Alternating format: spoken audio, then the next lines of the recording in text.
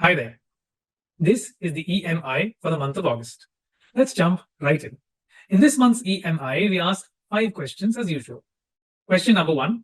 Has repo transmission into the lending rates of banks improved in the last few years? Number 2. What has been the relationship between banks' lending rates and market yields? Number 3. Are bond markets truly forward-looking? Have they been able to predict previous rate cycles? Number 4. What are the 3 variables that could determine the length of the RBI's rate cycle? And finally, number 5, how much of gold returns come from the currency? We'll start with question number 1. Has repo transmission into the lending rates of banks improved in the last few years? This takes us back to our E.M.Is for the months of June and July. In these monthlies, we spoke of why there currently appears to be more visibility for consumption in India, and we also listed out 8 consumption drivers. We detailed on why rate transmission would be different this time around during the current RBI's rate cycle.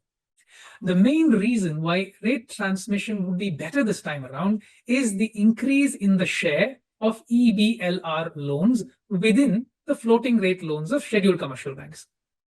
We now try to measure this transmission by looking at a 12-month change in the repo rate against the weighted average lending rate of banks on their outstanding loans. Take a look at this chart. We see that the repo transmission now happens within a quarter from a 3-quarter lag seen during the last few rate cycles. Now, drilling down in the sectoral weighted average lending rates, we notice that here as well, 3 to 4 quarter lags during the previous RBI rate cycle, but now transmission is taking place much faster across segments within or rather under a quarter. Going by this relationship, by end September of 2025, most of the 100 bips of the repo rate cuts that the RBI has delivered should reflect in the weighted average lending rate, and this implies a broad-based drop in bank lending rates. Now, why is this important? That is because rate transmission is the key driver for a consumption recovery ahead, rather one of the 8 key drivers. If we add the recent GST reform measures, that would help bolster consumption even further, and one can call that as the 9th driver of consumption. We now come to the second question. What has been the relationship between banks' lending rates and market yields? We just now established using data that the repo rate to weighted average lending rate transmission is roughly around a quarter now. This was from 3 to 4 quarters seen during earlier RBI cycles. Now, is there a relationship of the lending rate with market yields? Again, we go back to data and we use a 12-month change of the weighted average lending rate, but this time on fresh loans, and map them against India 10-year yields. The relationship that followed came as quite a surprise to us. We noticed that the relationship for nearly 1 decade plus, the weighted average lending rate for fresh loans seems to lag the 10-year yields by around 9 months, with a much tighter relationship post 2020. Now, what does this all mean? In effect, this tells us that any pressures experienced by the 10-year yield in India would trickle down into bank lending rates in around 9 months. Let us now examine the whole list of market yields and rank them based on descending order of repo rate transmission during the previous RBI rate cut cycles. Now, before reading into the RBI repo transmission into market yields in this chart, remember that the February 19 to May 2020 repo rate cuts, especially post-COVID, was dominated by excess liquidity. So this cycle apart, as you can see in this chart, the weighted average call rates and the AAA PSU yields appear to have consistently transmitted more than 80% of the repo rate cuts during the RBI rate cut cycles. Now, one drawback to examining market yields during rate cycles alone is the dynamic nature of debt markets, where they generally tend to look well ahead of macro trends. We now come to our third question. Are bond markets truly forward-looking? Have they been able to predict rate cycles consistently? Now, this is a very important question. Are debt markets forward-looking? Do they really have the ability to read into macro and central bank moves well in advance? Now, data over multiple cycles gives us the evidence in the positive. They say yes.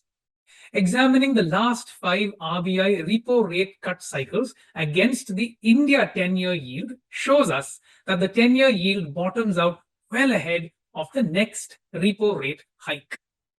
The exact time the RBI ends its rate cut cycle appears to be the time when market yields start its phase of bottoming out. The lead time for the 10-year yield to bottom and price in repo rate hikes varies across cycles, but on average, they tend to lead the repo rate by around 12 months. Why is this relevant now? Since the June 2025 RBI policy rate cut, 10-year yields have been trending higher. Now, partly pushing one to ask the question on the directionality of 10-year yields. While recent yield pressure circles around rupee weakness and fiscal pressures from GST reform, one must nevertheless keep the above relationship in mind.